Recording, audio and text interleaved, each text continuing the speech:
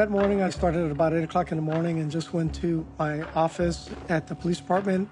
It was a Friday, so we were kind of like on a dress-down day. I went to go have lunch with one of the police officers at Bill Miller's Barbecue on Navigation and Leopard.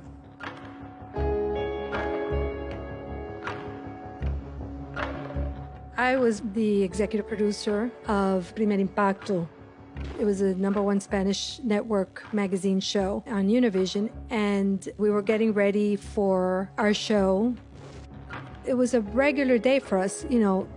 Little did we imagine what was going to happen a couple of hours later. I had gone to lunch with some friends and had returned to the courthouse, and as I walked into the courthouse, a deputy sheriff came up to me running, almost out of breath. And she asked me, "Have you heard what happened?" And I said, "No." "Do you know Selena?" I said, "Yes, I know her." She said, "She's been shot." 911, what is your location? Days Motel, it's 901 Navigation Boulevard. What's wrong, ma'am? We have a woman ran in the lobby, said she's been shot. She's laying on the floor and there's blood. Bringing you an update now on a breaking story here on Newswatch 10. This afternoon, international music star Selena Quintanilla has been shot at a local motel. The Grammy Award-winning superstar has been shot. We're unclear about her condition at this moment. We got that call on the radio that there was a shooting at the Days Inn. It said that there was a red truck involved. The scene, as soon as I walked into the lobby, I was looking at the female on the ground. At that point, I didn't know who it was, but she was being cared for by the medics. So that takes care of the person there on the ground that needed some assistance. Once I got the information that I needed, I went back outside into the parking lot to find the suspect. That's when I saw the red truck coming from the back of the complex. It was driving slow. I saw a small person, it was a woman, of small stature, that was driving. She pulls into a parking slot. So I approached the truck from behind. She was looking at me through the mirror, and I said, "Put your hands out the window." That's when she brings out the gun. She puts the gun to the side of her head, to her temple. I wound up taking a position on the ground and drew my weapon. I was thinking, well, is it possible that somebody else inside the car? A lot of things go through your mind. That's when I let the police department know that I do have the suspect at this location. I was attending the executive board meeting of the Police Officers Association. Back in those days, we used pagers, and simultaneously pagers were going off at the table. SWAT and the crisis negotiation team were needed at the Days Inn Motel.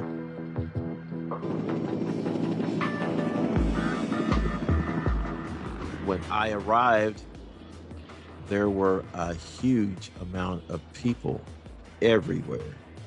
Parking lot, street, even up on the freeway. It was just chaos.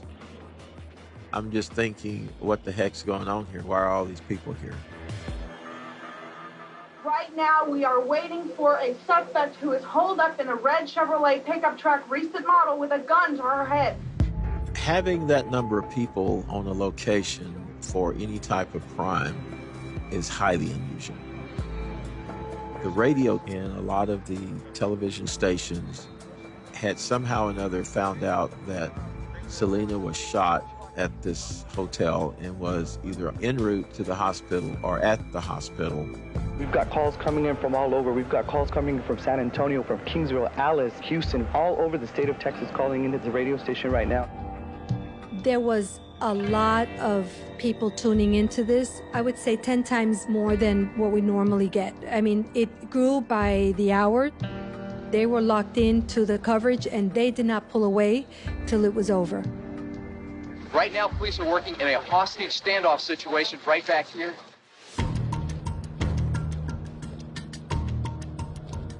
We were instructed to occupy an office to set up negotiations with the suspect.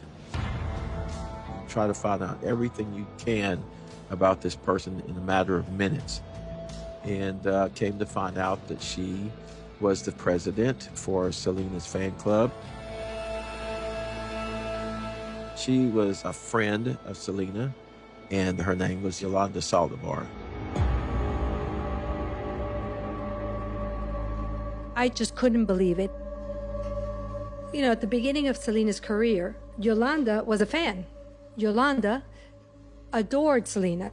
She started this fan club for Selena. They became friends, and they might have been friends for maybe 4 or 5 years before her career starts hitting big. And, you know, little by little through the years, like anybody, the relationship starts building, and Yolanda became one of Selena's inner circle. In 1994, Selena decides that she wants to get into the fashion business, and so she decides to open up 2 boutiques. I want to thank everybody for coming out today and showing their support for the Selena Center Boutique, and I hope that you all become potential customers. The logical step for her to pick a manager was Yolanda, because Yolanda was someone that she confided in. So Yolanda became like her right-hand person, an assistant. You know, anything she needed, Yolanda was there to get for her.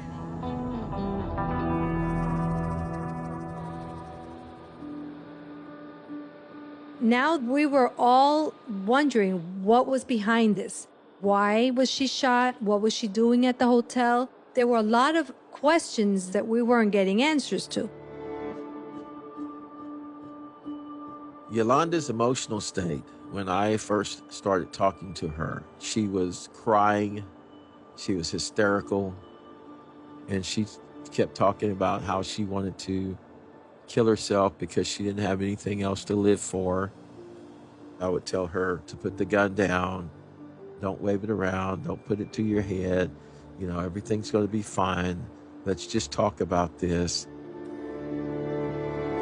Selena, close that door. What? The barrel was back.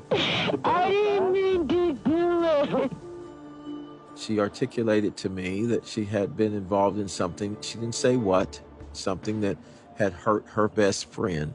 And she said this over and over again. Yolanda spoke about the shooting in a kind of an abstract way. She was saying that things just got out of hand and the gun went off, and she didn't mean to hurt Selena. And she would ask me from time to time how Selena was. And I would say, I don't know. She's at the hospital. While I'm talking to Yolanda Saldivar, I'm hearing from my secondary and my supervisor that Selena was dead. The negotiations were still going on with the suspect, but I got relieved by SWAT. I made it to the back of the parking lot when one of my friend officers told me, hey, it's so bad about Selena. That started to sink in. And then once I walked to the front streets, that's where all the people were just gathered. Where Selena got shot, the majority of people that lived there were Hispanic. The news was traveling, and you saw people were just sad. They all looked like they were already in mourning. I was still in the negotiation with Yolanda Saldivar. I was out there with her and spoke to her for over 7.5 hours.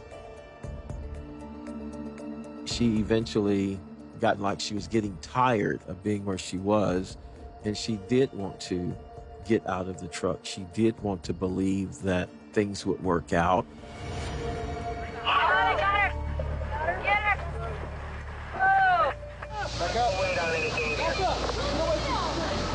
It was difficult for us as a community to think that someone from our community took Selena. The Hispanic community, they were in disbelief. They're trying to make some sense of, why would you kill somebody that's so wonderful? What happened? Why would somebody like that kill Selena?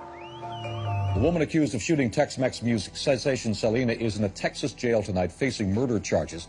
Yolanda Saldivar, who worked for the rising star, surrendered last night to police after a 9-hour standoff.